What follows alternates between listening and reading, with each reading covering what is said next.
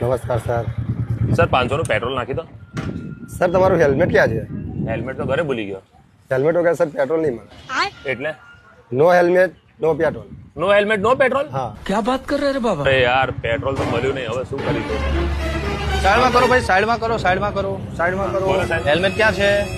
સાહેબ મારે તો અહીં નજીકમાં જવું હતું એટલે અરે ભાઈ, નજીક જવું હોય કે દૂર જવું હોય, અકસ્માત નજીક દૂર જોઈને થાય છે. 500 ની પાવતી લઈ લો. ચલો સર પણ આજનો દિવસ બધા ગાડીનો નંબર બોલો, બીજી કોઈ બહેસ નહીં. પહેલા 500 ની પાવતી લઈ લો, ગાડીનો નંબર બોલો. ચલો આવી જાઓ. પણ સર હેલ્મેટ પહેરવાથી મોબાઈલ પર વાત નહીં થતી, વાર ખરાબ થઈ જાય છે. અરે ભાઈ, હેલ્મેટ પહેરવાથી ખાલી વાળ ખરાબ થાય છે એ વિચારો છો, પણ હેલ્મેટ ના પહેરવાથી એક્સિડન્ટ થશે તો તમારું ને તમારા પરિવારની જિંદગી ખરાબ થઈ જશે. એનું વિચાર્યું છે ક્યારે?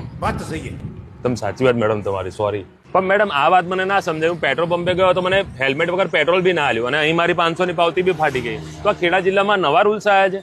ઘણા વર્ષોથી હેલ્મેટ પહેરવાનો કાયદો તો છે જ, અચ્છા. પણ જાગૃતિના અભાવે એનું પાલન નથી થતું. અચ્છા. હવેથી આપણા ખેડા જિલ્લામાં જે અકસ્માત મોતમાં વધારો થઈ રહ્યો છે એને ઘટાડવા માટે ખેડા જિલ્લા પોલીસે એક અભિયાન ચાલુ કર્યું છે. એટલે હેલ્મેટ તો પહેરવું જ પડશે અને કાયદાનું પાલન તો કરવું જ પડશે.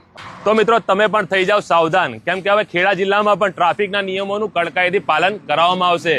હવે સ્પેશિયલ ડ્રાઈવ ચાલુ થઈ ગઈ છે. એ પછી સીટ બેલ્ટ નહીં હોય કે પછી જેમ તમે મને જો અત્યારે મને હેલ્મેટમાં પકડ્યો, દરેકની ડ્રાઈવ ચાલુ થઈ ગઈ છે. મિત્રો આવો આપણી સાથે, આપણે પણ ખેડા જિલ્લા પોલીસ સાથે સહભાગી બનીએ અને ટ્રાફિકના નિયમોનું પાલન કરીએ. તો મિત્રો ઘરેથી પણ જો નીકળતા હોય, કાર હોય તો સીટ બેલ્ટ જરૂર બાંધજો અને જો મારી જેમ 2 વ્હીલર લઈને નીકળતા હોય ને તો હેલ્મેટ જરૂર પહેરજો. તો સૌ સાથે મળીને બોલીએ જય હિન્દ.